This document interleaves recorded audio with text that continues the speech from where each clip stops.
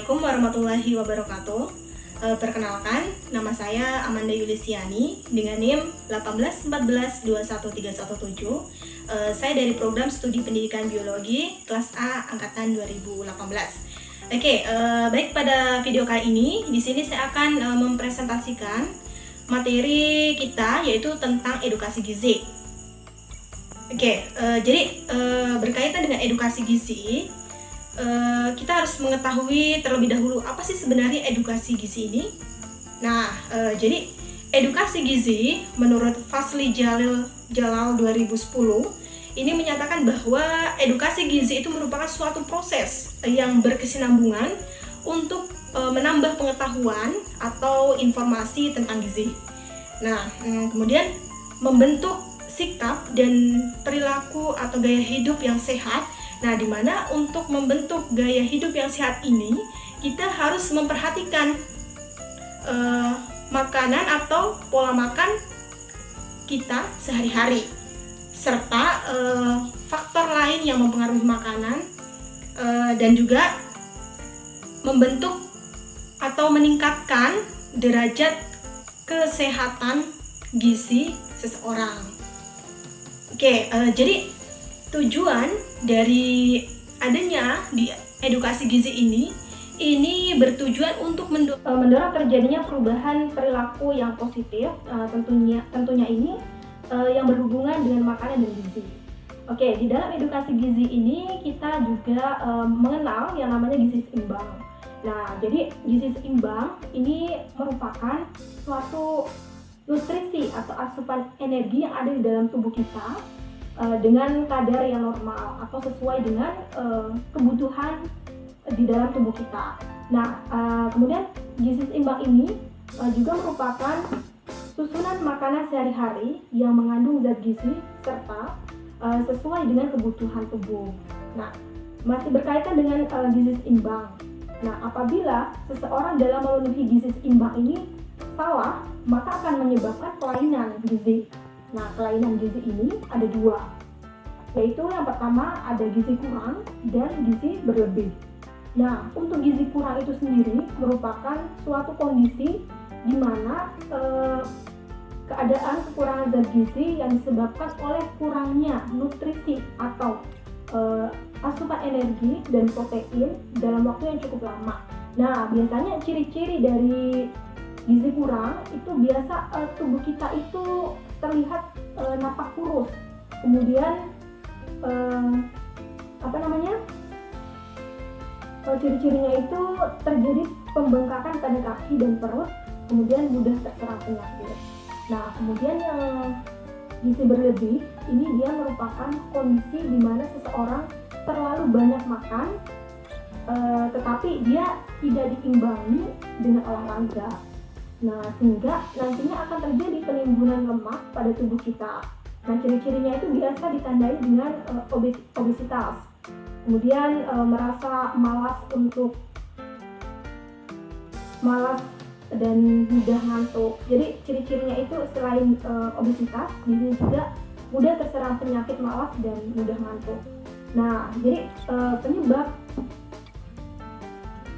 akibat dari keduanya ini yaitu karena adanya pola makan yang salah, seperti kurang mengonsumsi serat, kemudian karbohidrat, protein, vitamin, dan mineral dan lain sebagainya itu kurang, jadi tidak seimbang di dalam tubuh kita, maka terjadilah penyebab terjadinya kedua itu tadi, ada gizi kurang dan gizi berlebih.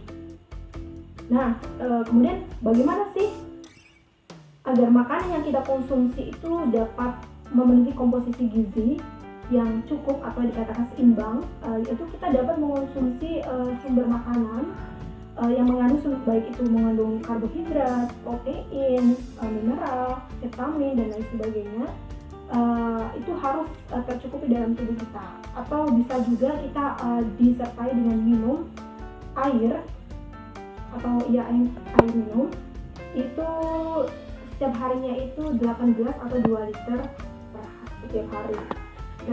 Di sini lebih jelasnya, di sini ada 4 pilar gizi seimbang. Di mana pilar yang pertama di sini makan makanan beraneka ragam. Nah, jadi pilar yang pertama ini makan makanan beraneka ragam. Ini maksudnya kita dalam mengonsumsi makanan di dalam tubuh kita itu harus beraneka ragam macam jenis makanan yang harus kita konsumsi untuk tubuh kita.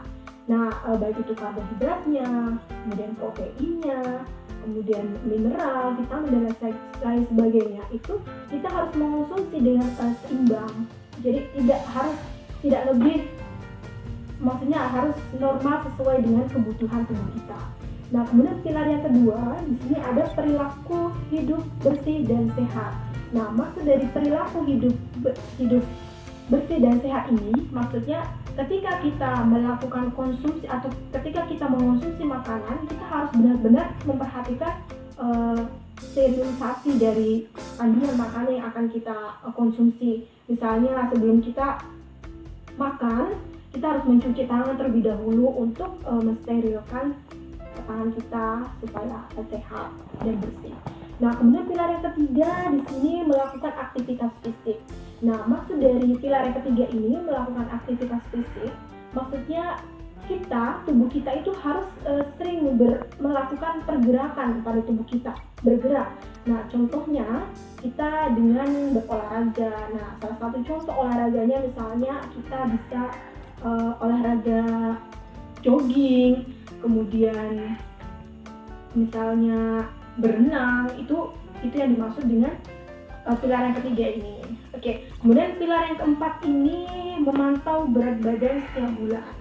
Nah, jadi kita perlu melakukan adanya pemantauan berat badan setiap bulan. Nah, tujuannya ini untuk bisa mengetahui seperti apa setiap harinya perkembangan dari berat badan kita, karena dengan tujuan berat badan melakukan pemantauan berat badan ini supaya berat badan kita itu akan normal atau seimbang, tetap seimbang gitu. Jadi itulah yang mengenai bagaimana asupan gizi dalam tubuh kita itu seimbang. Oke, baik. Itulah tadi pemaparan materi yang dapat saya sampaikan. Semoga dapat bermanfaat bagi kita. Dan saya akhiri, wabillahi taufiq wal hidayah. Wassalamualaikum warahmatullahi wabarakatuh.